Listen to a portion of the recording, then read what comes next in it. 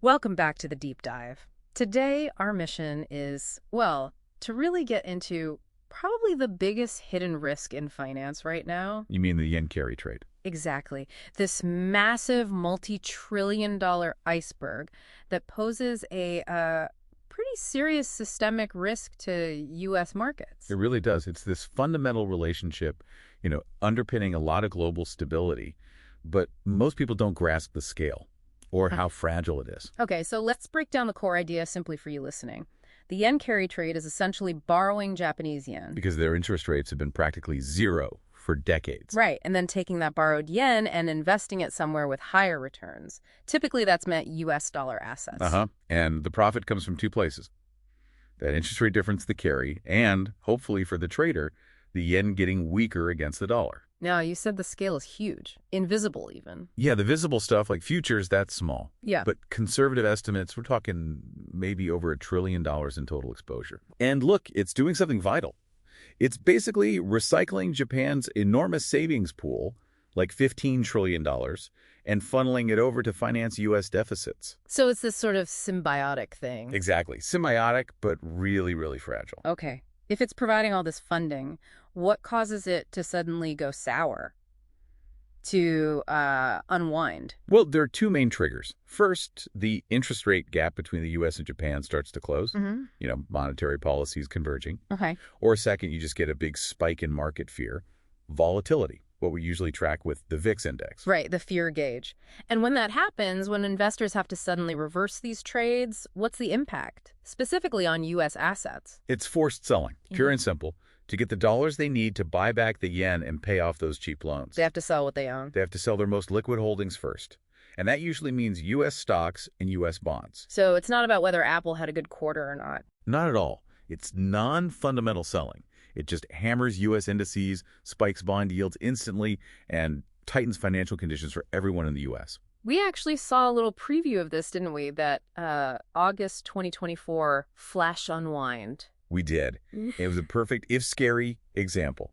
It showed how a currency move can immediately become a cross-asset liquidity crisis. It jumped from yen to what? Straight into U.S. tech stocks. Even things like Bitcoin. It just cascaded. Showed how interconnected these leveraged bets really are. Okay, this leads us straight into this big paradox facing the Fed. Looking ahead to Q4 2025.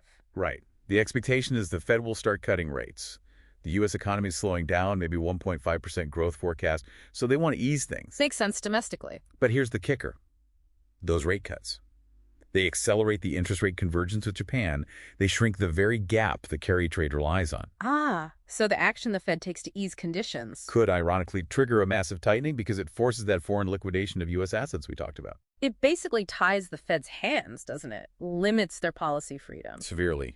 It's a real damned if you do, damned if you don't situation. So let's look at where we are now. The Bank of Japan is actually cautiously tightening, talking about maybe at 0.50% by January 2025. While the Fed's getting ready to ease, so that convergence is actively happening, it's eroding the trade's profitability systematically. That sounds like the structural risk is building right now. It is. The structural risk remains high. However, there's a really crucial mitigating factor right now, something we have to look at in the futures market. Okay, what's that? Speculative positioning.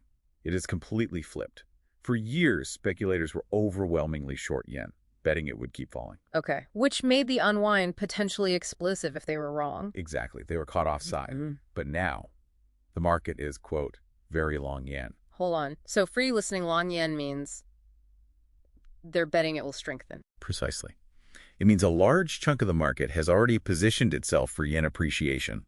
They've kind of placed their bets anticipating this carry trade unwind. So the element of surprise is reduced. Less chance of a panicked rush for the exits when the Fed does cut. That's the thinking, yes. It significantly lowers the risk of that sudden chaotic unwind. Our base case is shifting maybe towards something more orderly, gradual. Less of a financial earthquake, perhaps? Monthly.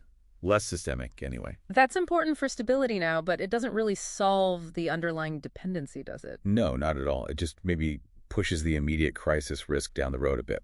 If you step back, the bigger picture is the U.S. dollar itself is trapped. Trapped how? It's in this really delicate corridor. If the dollar gets too strong, That causes its own problems globally. Dollar shortages force selling elsewhere. Right. But if the dollar gets too weak, well, that's what triggers this yen carry trade unwind we've been talking about, which also leads to forced selling of U.S. assets. So too strong is bad, too weak is bad, leads to the same outcome.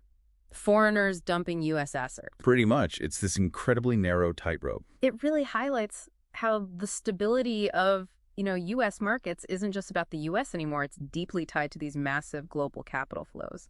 Something for you to definitely keep an eye on.